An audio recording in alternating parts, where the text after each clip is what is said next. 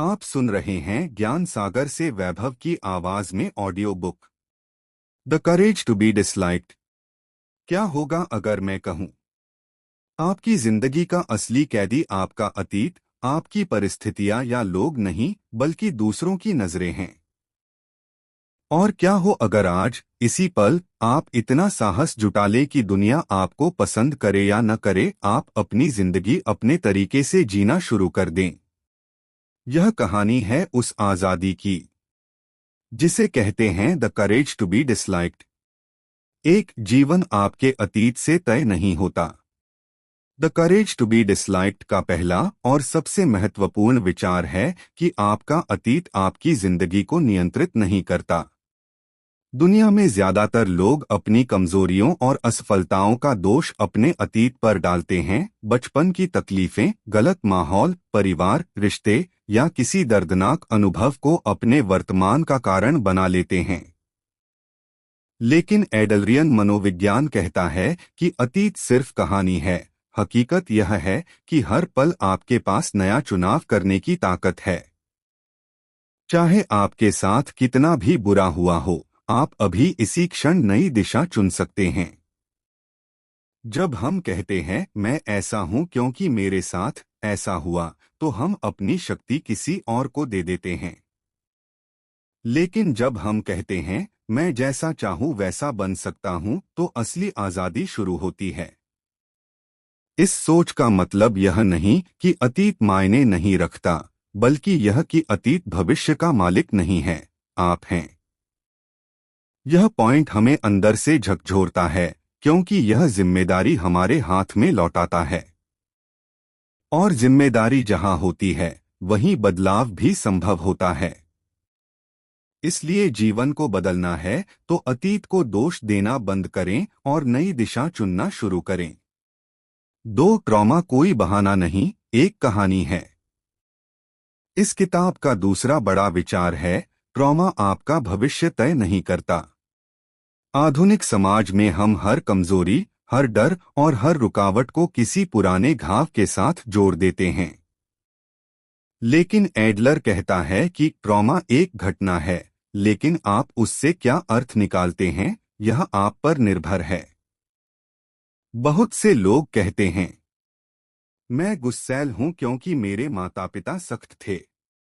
मैं असफल हूं क्योंकि मेरी जिंदगी कठिन रही। मैं शर्मिला हूं क्योंकि बचपन में मुझे ताना दिया गया। लेकिन एडलरियन मनोविज्ञान इसे उल्टा देखता है। वह कहता है आपके भीतर पहले से एक लक्ष्य है और आप ट्रॉमा को उसी लक्ष्य को सही साबित करने के लिए उपयोग कर रहे हैं। अगर किसी के भीतर कोशिश न करने का लक्ष्य है, तो वह ट्रॉमा को बहाना बनाएगा। अगर किसी का लक्ष्य लोगों से दूर रहना है, तो वह पुराने दर्द को दीवार बना लेगा।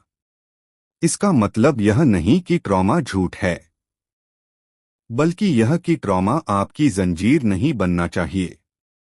आप उसके ऊपर उठ सकते हैं। इतिहास में हजारों लोग अपने दर्द, गरीबी, संघर्ष और आघात से ऊपर उठकर महान बने हैं, क्योंकि उन्होंने अतीत को बहाना नहीं, ईंधन बनाया। संदेश साफ है, आपका भविष्य ट्रॉमा तय नहीं करता, आपका चुनाव करता है। 3. आपका व्यवहार आपके लक्ष्यों से चलता है। किताब का तीसरा सिद्धांत कहता है कि हर व्यवहार का एक उद्देश्य होता है, चाहे हम उसे समझें या नहीं। हम अक्सर सोचते हैं कि हमारी भावनाएं हमारे कार्यों को नियंत्रित करती हैं, जैसे हम गुस्से में चिल्ला देते हैं, दुखी होकर रुक जाते हैं, डरकर पीछे हट जाते हैं। लेकिन एडलर कहता है कि असल में हम पहले लक्ष्य तय करते हैं, फिर उसी लक्ष्य को पूरा करने के लिए व्यवहार चुनते हैं। उदाहरण के लिए, अगर कोई व्यक्ति गुस्सा करता है, उसके पीछे अक्सर दूसरे पर नियंत्रण का लक्ष्य होता है। अगर कोई लगातार दुख या कमजोरी दिखाता है, तो उसके पीछे ध्यान पाने या जिम्मेदारी से बचने का उद्देश्य हो सकता है। अगर कोई खुद को कमजोर दिखाता है, तो अंदर लक्ष्य हो सकता है, कोशिश ही मत करो, असफलता से बच जाओ। इस विचार से एक बड़ा बदलाव आता है। जब आप अपने व्यवहार का असली उद्देश्य पहचान लेते हैं तो आप उसे बदल भी सकते हैं। हमारा व्यवहार कोई स्वचालित प्रतिक्रिया नहीं है। यह एक चुनाव है जो हमारे छुपे हुए लक्ष्यों से निकलता है। इसलिए एडलर कहता है, behaviour is chosen. Change the goal and the behaviour will change. यह सिद्धांत आपको आत्मजागरूकता देता है और यह समझाता है कि जिंदगी में चाहे जो भी आदतें हों वे बदली जा सकती हैं अगर लक्ष्य बदले जाएं। 4. दूसरों को खुश करने की जरूरत नहीं। इस किताब का चौथा सिद्धांत बताता है कि लोगों को खुश करने की कोशिश आपकी जिंदगी की सबसे बड़ी कैद बन जाती है। हम जन्म से यह सीखते हैं कि हमें दूसरों की नजरों में अच्छा दिखना चाहिए, उनकी अपेक्षाओं पर खरा उतरना चाहिए और उनकी प्रशंसा पाने के लिए अपनी इच्छाओं को त्याग देना चाहिए। लेकिन एडलर कहता है, दूसरों को खुश करना आपकी जिम्मेदारी नहीं है, क्योंकि हर व्यक्ति अपनी भावनाओं और फैसलों का मालिक खुद होता है। जब आप लोगों को खुश करने में लगे रहते हैं तो आप अपना असली चेहरा खो देते हैं। आप हाँ कहते हैं जबकि आपका दिल ना कह रहा होता है। आप वो काम करते हैं जिन्हें आप पसंद नहीं करते सिर्फ इसलिए कि कोई आपको नापसंद न कर दे। सच्ची स्वतंत्रता तब शुरू होती है जब आप यह स्वीकार कर लेते हैं कि हर कोई आपको पसंद नहीं करेगा और यह बिल्कुल ठीक है।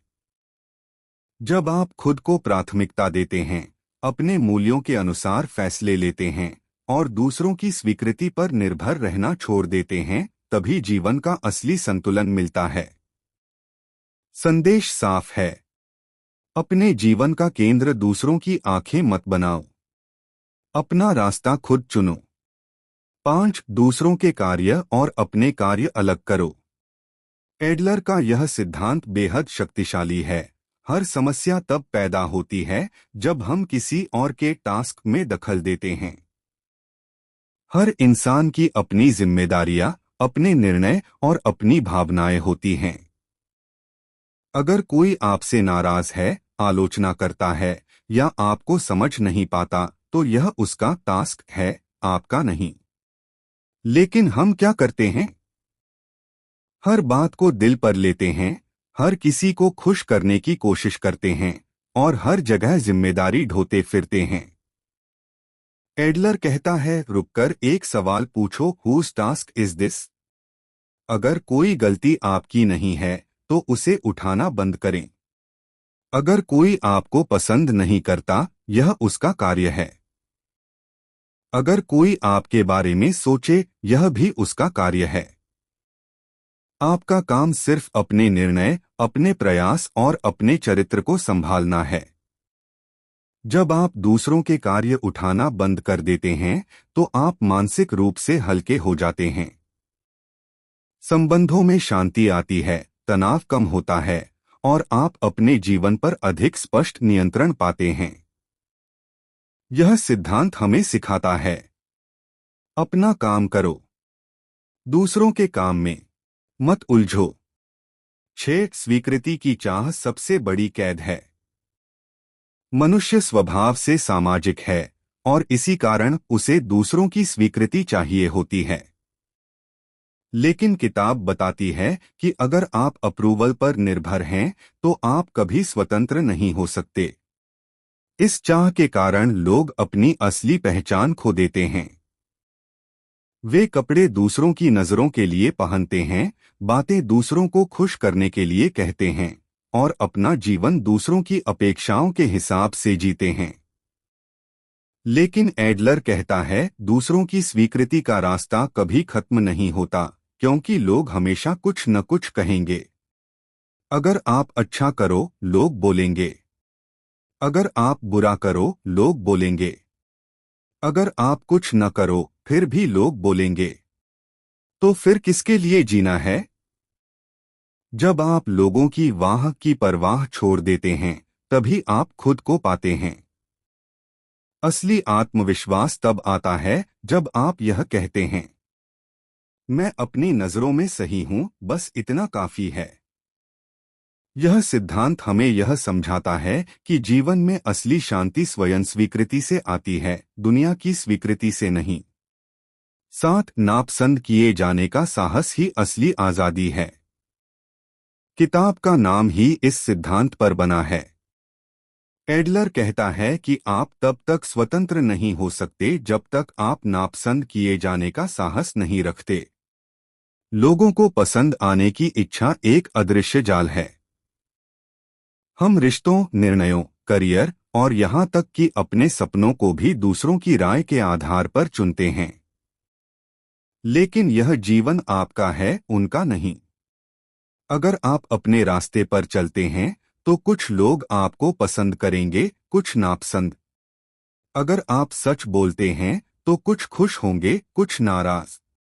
अगर आप सपने का पीछा करते हैं तो कुछ प्रेरित होंगे, कुछ जलेंगे। इसका मतलब क्या? दुनिया की राय इतनी बदलती है कि उस पर जीवन बनाना मूर्खता है। इसलिए एडलर कहता है, अगर आप अपनी खुशी, सपने या सच्चाई को बचाना चाहते हैं तो आपको यह स्वीकार करना होगा कि कुछ लोग आपको नापसंद करेंगे। नापसंद किए जाने का साहस अपनी स्वतंत्रता का दरवाजा। जो लोग इस साहस को अपनाते हैं वे हल्के, मुक्त और वास्तविक जीवन जीते हैं। 8 असल रिश्ते बराबरी पर बनते हैं।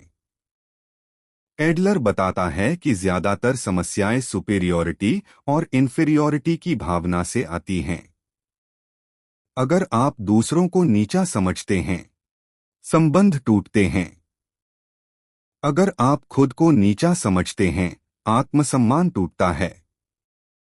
अच्छे रिश्ते तब बनते हैं जब दोनों लोग बराबरी के नजरिए से देखते हैं, न कोई बड़ा, न कोई छोटा। हम अक्सर तुलना में फंस जाते हैं, कौन ज्यादा सुंदर, कौन ज्यादा अमीर, कौन ज्यादा समझदार। लेकिन यह तुलना रिश्ते को जहर की तरह खाती है। जब आप रिश्ते को बराबरी पर रखते हैं तो संवाद खुला होता है, ईमानदारी रहती है और सम्मान दोनों तरफ से होता है। एडलर कहता है, healthy relations exist only among equals. इसका मतलब यह भी है कि आप दूसरों को बदलने की कोशिश न करें और न ही खुद को किसी के सामने छोटा बनाएं। बराबरी का संबंध एक सुरक्षित जगह बनाता है जहां आप अपने असली रूप में रह सकते हैं, बिना डर, बिना मुखौटे। 9 तुलना दुख देती है, योगदान अर्थ देता है। यह सिद्धांत इंसानी जीवन का गहराई से विश्लेषण करता है। हम रोज दूसरों से तुलना करते हैं, करियर, पैसा, सफलता, लोकप्रियता, शरीर, हर चीज। और हर तुलना हमें भीतर से कमजोर करती है। क्योंकि तुलना का कोई अंत नहीं। आप हमेशा किसी से पीछे रहेंगे और हमेशा किसी से आगे भी रहेंगे। लेकिन यह दौड़ जीवन का उद्देश्य नहीं है। एडलर कहता है, जीवन का मतलब तुलना में नहीं, योगदान में है। जब आप अपने परिवार, समाज, दोस्तों या दुनिया के लिए कुछ मूल्य जोड़ते हैं तो एक तरह की आंतरिक संतुष्टि पैदा होती है, ऐसी संतुष्टि जो तुलना कभी नहीं दे सकती। जीवन का प्रश्न यह नहीं है, मैं दूसरों से कितना बेहतर हूं, बल्कि यह है, मैं किसके लिए और क्या योगदान दे रहा हूं। जो लोग योगदान को जीवन का केंद्र बनाते हैं वे शांत, संतुलित और खुश रहते हैं। 10 खुशी किसी बड़े उद्देश्य में योगदान से मिलती है। एडलर के अनुसार खुशी कोई अचानक मिलने वाला एहसास नहीं, बल्कि एक दिशा है, एक उद्देश्य के साथ जीवन जीने का नाम। जब आप सिर्फ अपने लिए जीते हैं तो खुशी छोटी बन जाती है, क्षणिक। लेकिन जब आप किसी बड़े उद्देश्य, किसी अर्थपूर्ण लक्ष्य या किसी ऐसी चीज से जुड़ते हैं जो दूसरों के लिए मूल्य पैदा करती है तो खुशी स्थायी बन जाती है। यह उद्देश्य बड़ा हो सकता है, जैसे समाज की सेवा, या छोटा, जैसे अपने परिवार के लिए बेहतर बनना। जब आप योगदान देते हैं आपका मन संतुलित रहता है, मनोबल बढ़ता है और अंदर से गहरी शांति आती है। यही योगदान आपको मानसिक रूप से मजबूत बनाता है और यह एहसास देता है कि आपकी मौजूदगी मायने रखती है। खुशी कभी बाहरी चीजों में नहीं मिलती, न पैसे में, न तारीफ में, न सफलता में। खुशी मिलती है मैं दुनिया में कुछ अच्छा जोड़ रहा हूँ इस ज्ञान में। 11 असुरक्षाएं अधिकतर कल्पनाएं होती हैं। किताब बताती है कि हमारी ज्यादातर असुरक्षाएं वास्तविक नहीं होती, बल्कि दिमाग की बनाई हुई कहानियां होती हैं। हम सोच लेते हैं कि लोग हमें जज करेंगे, हमें पसंद नहीं करेंगे, हमारी कमी पकड़ लेंगे, लेकिन सच यह है कि लोग हमारी सोच से बहुत कम ध्यान देते हैं। असुरक्षा का असली कारण दूसरे क्या सोचेंगे वाला डर है। यह डर हमें काम करने से रोकता है, बोलने से रोकता है और नए मौके पकड़ने से भी रोकता है। एडलर कहता है कि असुरक्षाएं वास्तविकता नहीं, बल्कि पिछले अनुभवों, गलत मान्यताओं और हमारी कल्पना की जोड़-घटाव से पैदा होती हैं। जब हम काम करते हैं, तो हम सोचते हैं अगर मैं गलती कर गया तो, अगर लोग हंसेंगे तो, अगर मैं सफल नहीं हुआ तो। लेकिन क्या हुआ? ये सिर्फ संभावनाएं हैं, हकीकत नहीं। जब आप इन कल्पनाओं को पकड़कर बैठते हैं, तो आप जीवन को सीमित कर देते हैं। संदेश यह है, असुरक्षाओं को तथ्य मत समझो। वे सिर्फ विचार हैं और विचार बदले जा सकते हैं। एक बार जब आप अपनी इन कल्पनाओं को पहचान लेते हैं, तो उनकी शक्ति खत्म हो जाती है और आत्मविश्वास बढ़ने लगता है। 12 आप वही नहीं हैं जो लोग कहते हैं, आप वही हैं जिसे आप चुनते हैं। किताब का यह सिद्धांत आपको आत्मपहचान की असली शक्ति देता है। दुनिया हमेशा आपको लेबल देगी, अच्छा, बुरा, कमजोर, मजबूत, काबिल, नाकाबिल। लेकिन एडलर कहता है, आपकी पहचान दुनिया तय नहीं करती, आप तय करते हैं। बहुत से लोग अपने जीवन को दूसरों के शब्दों के आधार पर सीमित कर लेते हैं। किसी ने कह दिया तुम में टैलेंट नहीं, तो वह सच मान लिया। किसी ने कह दिया तुम कर नहीं पाओगे, तो कोशिश ही नहीं की। लेकिन सच्चाई यह है कि आपकी पहचान स्थिर नहीं है, यह लगातार बदल सकती है। आप जिस तरह सोचते हैं, जैसा निर्णय लेते हैं और जैसा लक्ष्य चुनते हैं, आप उसी के अनुसार बनते जाते हैं।